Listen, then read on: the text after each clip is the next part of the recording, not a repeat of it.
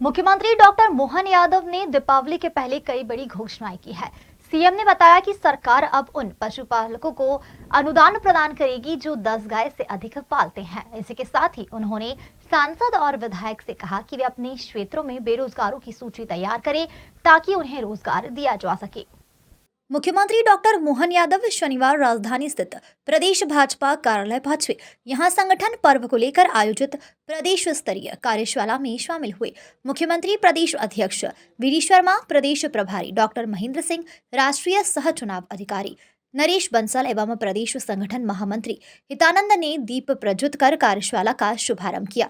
इस मौके पर मुख्यमंत्री डॉक्टर मोहन यादव ने कहा कि बीजेपी का कार्यकर्ता त्योहारों को मनाने के साथ साथ संगठन का पर्व भी मनाता है। सीएम ने कहा कि 1 नवंबर को मध्य प्रदेश स्थापना दिवस को लेकर आयोजित होने वाले कार्यक्रम की भी जानकारी दी गई। सीएम यादव ने कहा कि जो लोग 10 से ज्यादा गाय पालेंगे उन्हें सरकार अनुदान देगी। बिरसा मुंडा जयंती 15 नवंबर को धार में धूमधाम से मनाई जाएगी।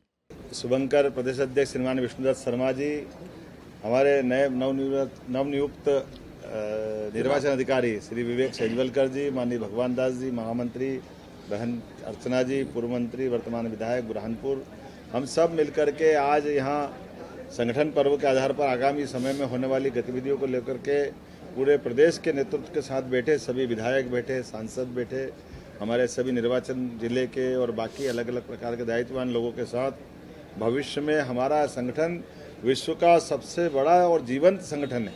और मुझे इस बात की प्रसन्नता भी कि हमारे यहाँ जो एक संगठन की सिस्टम होता है कि पहले सदस्यता, फिर सक्रिय सदस्यता, फिर बूथ का चुनाव, मंडल का, जिले का, ये जो सिस्टम है, ये इसी कारण से भारतीय जनता पार्टी ने अपनी लंबी यात्रा कुशल संगठन के भरोसे से अदा की है।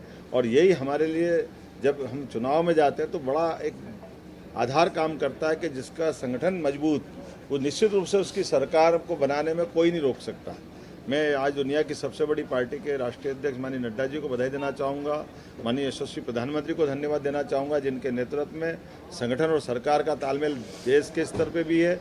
और यहाँ हम माननीय प्रदेश अध्यक्ष के साथ तालमेल करके लगातार सभी कामों में सरकार अपना काम करे, सरकार सबके साथ लेके चलेगी, लेकिन सरकार में बने मंत्री हो, मुख्यमंत्री हो, विधायक हो, सांसद हो, मूल रूप से वो पार्टी के कार्यकर्ता है, तो पार्टी के कार्यक्रमों में बराबरी से हिस्सा ले। इस अवसर पर ये जरूर मैंने इतना जरूर निवेदन किया है कि सरकार के जनहितैषी कामों को लेकर के संगठन के हमारे सारे बंधु नीचे तक जाएंगे और इसी सिलसिले में नित नए कार्यक्रम भी जोड़ते जा रहे हैं। आगामी दीपावली का पर्व हमारे लिए भगवान राम का अयोध्या में लौटना, ये 17 लाख साल पुरानी बात है, खूब आनंद का विषय है। लेकिन सच्चे अर्थों में दीपावली तो गोवर्धन के साथ मनती है और गोवर्धन करते राम और कृष्ण दोनों स्मरण हो जाते हैं। हमारे यहाँ तो पशुपालन और ख़ास करके भारत की दुनिया में पहचान दूध और दही की नदियाँ बहती थी। ऐसे में हमारा समाज गाँव का नीचे से नीचे तबका भी इस गोवर्धन पूजा को बहुत आनंद से मनाता था। हमारी सरकार ने भी तय किया कि गौशालाओं में प्रति गौमाता अनुदान भी हमने डबल किया है। सरकारी स्तर पर भी गौशाला बहुत अच्छी बनाने जा रहे हैं। दूध उत्पादन को भी लगातार बढ़ावा दिलवाएंगे, लेकिन समाज में इन अच्छे त्योहारों को पुनर्स्थापित करने की ज़रूरत है। तो आजकल गोबर के धन को भी एक तरह से माना जा करके सीएनजी गैस से लेकर के प्राकृतिक खाद तक बहुत सारे उत्पाद उसके द्वारा बनाए जाते हैं। और इसीलिए गौमाता के पशुपालन के साथ उसको विशेष अभियान के रूप में जनता में स्वीकार्यता हो, तो सरकार भी गोवर्धन पूजा धूमधाम से मनाएगी। और ये इसी के साथ साथ हमारा मध्य प्रदेश का स्थापना दिवस भी 30 तारीख से लेकर के 2 तारीख तक 4 दिन के अलग अलग उत्सव के नाते से इसको मना रहे हैं। और खासकर इस बार गोवर्धन पूजा पे हमारे सभी शासकीय संस्थान को भी हमने राज्य सरकार के परामर्श से छुट्टी का अनाउंसमेंट किया है।